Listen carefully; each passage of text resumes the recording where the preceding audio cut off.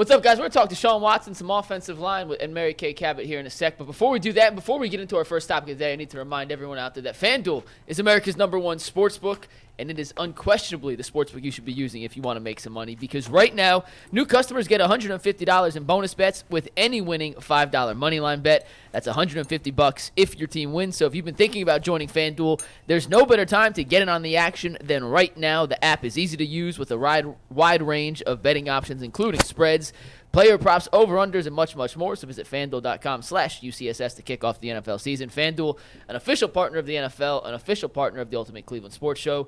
And you can win big like Brian Abrams did yesterday. He had a same-game parlay. Cam Thomas over 35 points. Giannis Antetokounmpo over 35 points.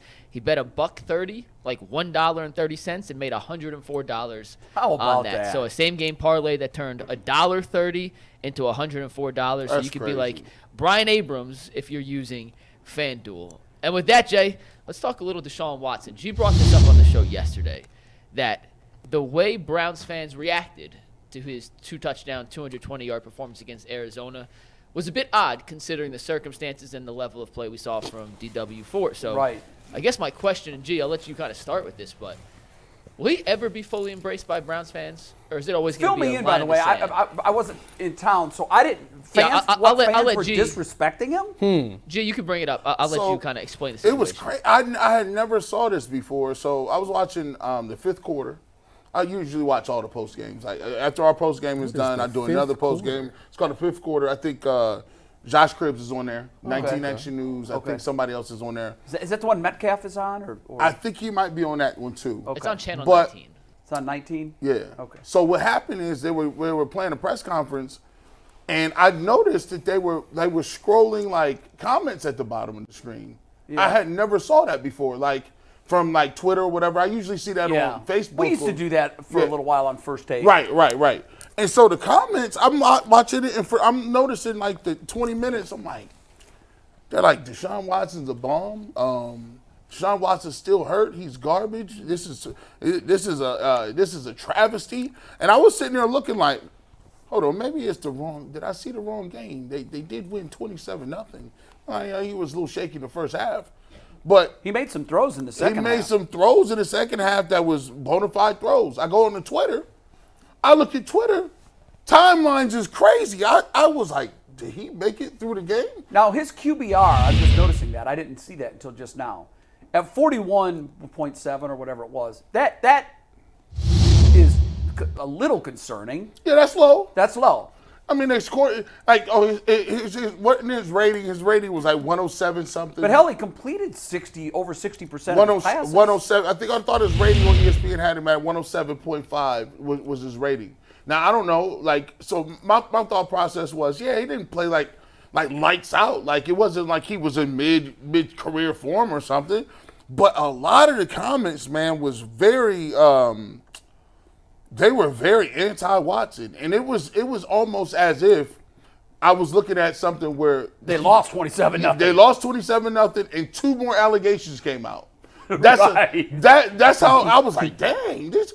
And so I started thinking. I told McNuggets, I said, look, man, and Bull said this. He said, there was a point in time when Baker was here that it got to a point where you was on one side or the other. And then it got so bad, even if Baker played well, nobody would admit it. No. Well, the Baker detractors got quiet. Yeah. And the Baker Bros got loud. And then when he played horrible, the Baker Bros disappeared. Yeah. And his detractors came out of the woodwork. So this was the crazy thing. At least Baker had both, right? Like, here, it was like... Wait, there were no positive comments about Watson? Hey, listen, the comments was 80-20. Negative. After a 27-0 victory. Wow. I don't know. On the post-game show when they called, I thought people was fairly fair on what he was saying about Deshaun. I didn't. Nobody came. What do you mean fair? Their criticism was fair. Yeah, or nobody called and said that he was a bum. Nothing like that. They was like that he was a little shaky at the beginning, but he got his feet under him and he looked good. And everybody was applauding the fact that he played this game, so he'll be ready for Baltimore next week. So you felt it was 80-20 positive? Yeah, I thought it was positive. It was so crazy to me because when I would look at what Twitter was saying, it was negative. I go to Well, Twitter, look, but gee, It's trolls. right? It's trolls. On people Twitter. don't run to Twitter to spread good thoughts. Or It's a dark place. Or on YouTube, the YouTube comments was crazy too. So I'm like, maybe it's just the internet, right? On our post-game show? On the UCSS post-game? Oh yeah, that was Oh, wow. Were they, Mikey? How would you characterize the comments? I thought on it was postgame? pretty split, but there was more. I didn't think he played that well than I expected to see, considering the fact he hadn't played in 4 weeks, and I thought he played relatively well. Let me ask G a question, because this is a fun experiment. I've been caught where people ask me that, and I'm like, you know what? Yeah, I've got confirmation bias. Right? You looking for what you want to hear, right? So I want to ask you to ask yourself this question. Do you think you're noticing that the comments are more negative because you're positive and you've been harsh on those that have been negative? And you can be honest. I mean, because I've been caught in that a couple times. Well, here's the thing. The prior 2 weeks, I was very harsh on Deshaun Watson. I would say that I was telling people I wouldn't even. Well, he wasn't playing. Yeah, I told him I would not play him. And on top of that, I don't think the Browns can count on him the rest of the season because he's going to be in and out. You said? Oh, yeah, you Yeah, did so say I don't that. know that that's harsh on him. You were just being fair for the injury. Yeah, You're so- saying, look, it is what it is. And when people will ask me, like, what do you expect from him? I said, bro, at this point, you can't expect anything over 150 yards or nothing. Like, I haven't seen him play well enough that I could go to the podium. Did he answer the injury questions for you on Sunday with his arm? The throws that he made, do you feel that health is now behind him? I thought the part that answered those questions a lot was the hits that he was taking. That's what I was that saying. right there. Yes. Like he That's what I was was gonna say. lowering What the about shoulder. the way like- he threw the ball? Oh, He it was He made zip. some throws where I said, okay, Yeah, Houston the Watson. zip. He threw it in between defenders. Yeah, he threw the bomb, the Marquise Goodwin. I Had to was touch just it. like, You don't okay, do that. You don't yeah. do that if you've got a bad arm. Right. Yeah. So that Well, he tried it in the Indianapolis Colts game and it got picked off And and it it, was obvious looked terrible. that Yeah. wasn't it. Yeah. I was with Tyvis. I thought he made 3 big-time throws that signified, like, yo, So once you see he can do it once, right. you know that the ability is there. It's in there. Yeah. So when I'm going to that, I'm like, okay, 27-0. He made a couple throws. Listen, we going to get our stuff together, go to Baltimore. And I'm looking, I'm like, okay, I'm like, Twitter, it's kind of, like, a lot of people on time like going crazy. Then I'm looking at the comments on post game, and then I'm going to 19 Action News, and I was like, well, hold on. Usually news outlets don't really have people that critical. Usually you get a lot, especially if you're going to get some Kool-Aid drinkers, right? Like, Yeah, I'd agree with that. I think Twitter and our chat, they're so deep in the weeds, sometimes they're blinded by it. Yeah. And I think you're right, because I'm working in 2 different avenues, and the comments that you see on WKYC Channel 3 are much more measured, less impulsive, less angry for sure.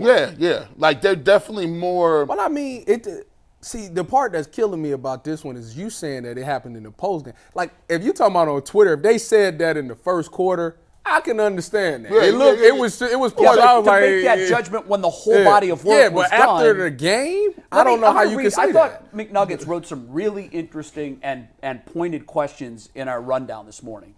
The first one is, it was fascinating to me. Will a part of Browns Nation ever like Deshaun Watson, or does he have to win a Super Bowl to win them over? And I'll give you when I first read that, I thought, why is he so polarizing? Well, there's 2 very clear reasons. One, a guy that this fan base rallied around because he ended the drought and won a playoff game was moved out so he could come in. So automatically you've got all the Baker bros that are saying, wait a minute, this guy just did it a year ago. Now you're jettisoning him and you're giving up 3 first-round draft picks and 230 guaranteed. So that part of the fan base, no. Yeah. Then you throw on the allegations, and then you had people that may not have been Baker bros, but they just didn't like the looks of going out and giving that much money to someone that had big legal proceedings hanging over him. Right. So the group got bigger. Then you had the fact that, let's face it, his first 10 games have been very unremarkable. Yes. In fact, if they were noteworthy for anything at all, they've been noteworthy for subpar play. Yep. So then there's that. So the group now of detractors is getting even bigger. Then you throw the fact on that, and this is when I read the question, I thought, well, I don't care if his name is Deshaun Watson or Tom Brady.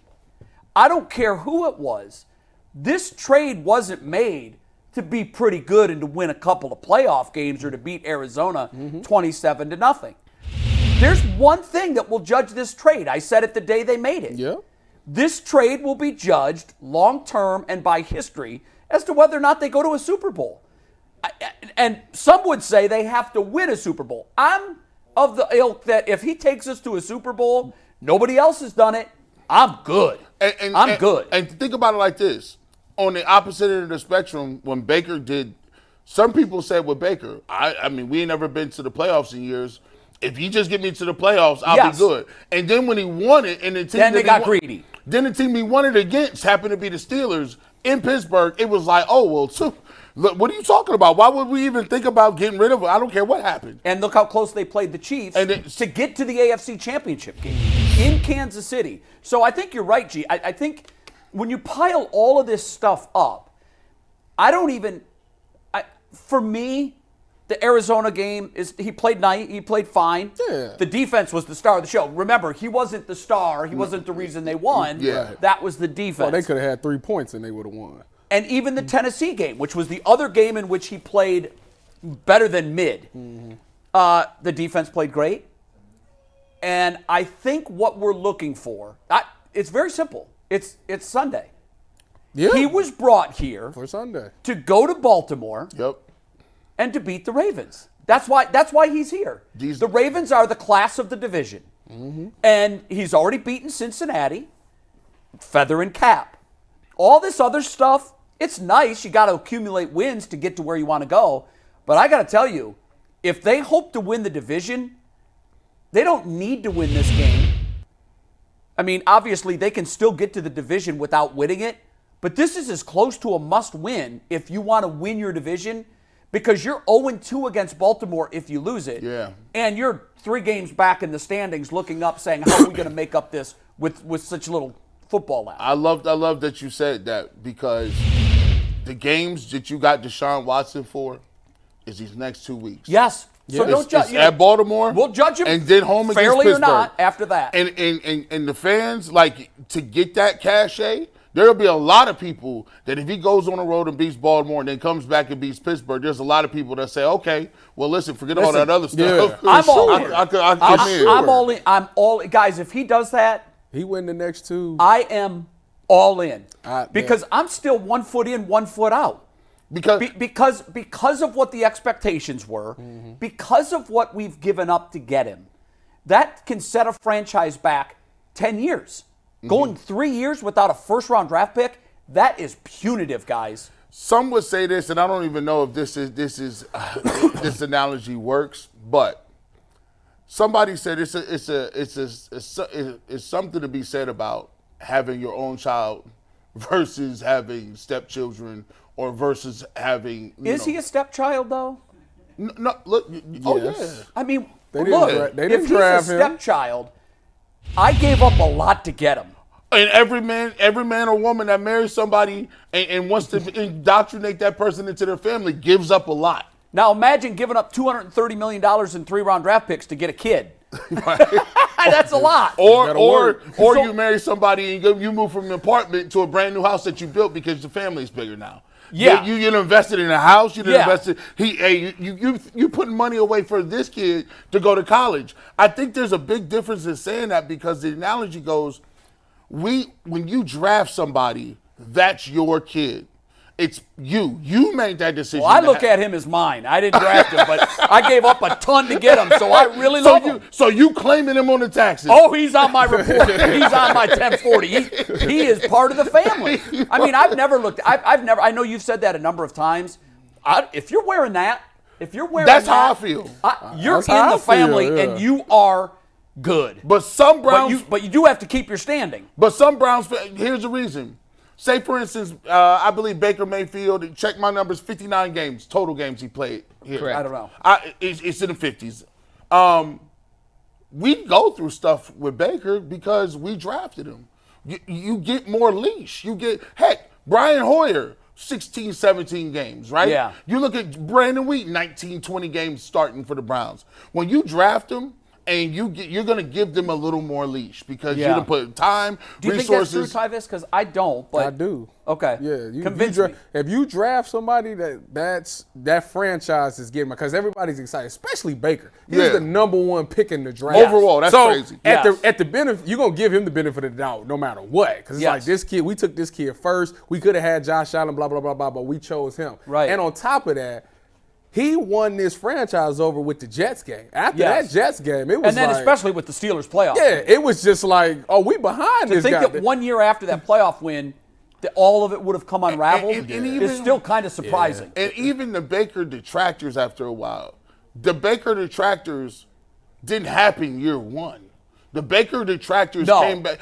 Everybody was in on him. It wasn't like there was even split. Or they just they had to be quiet. Right. So they're the silent minority because the proof is in the pudding. He's winning games. He's turned the franchise around. Now, once things went south, they came out like cockroaches when you turn off the light. Yeah. They were everywhere. And a lot of it, if Baker didn't have at the time the attitude that he had, those people couldn't even got the light of day either, because a lot of it they jumped on was the way he said it, or the way he carried himself. And so when you have those little things, people can pounce on you. Do you think that because he came on the heels of Baker, Yes. that made it worse? Oh yeah, yes. Because when I listed my things, that was the first thing I listed. Yeah. He was replacing a polarizing guy who had turned the franchise around, right? Yeah. You can't deny that.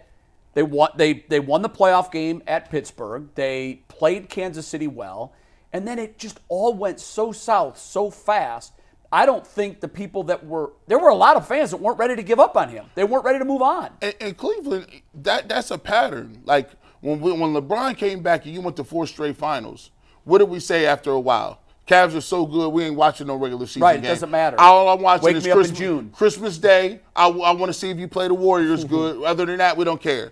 And so now it's very fascinating that we have the same kind of thing happening with the new startup Cavs, with the younger kids. And I'm like, wow, they only like 3 years into trying to build this thing up. And we still telling them regular season don't count. Now we don't even done that.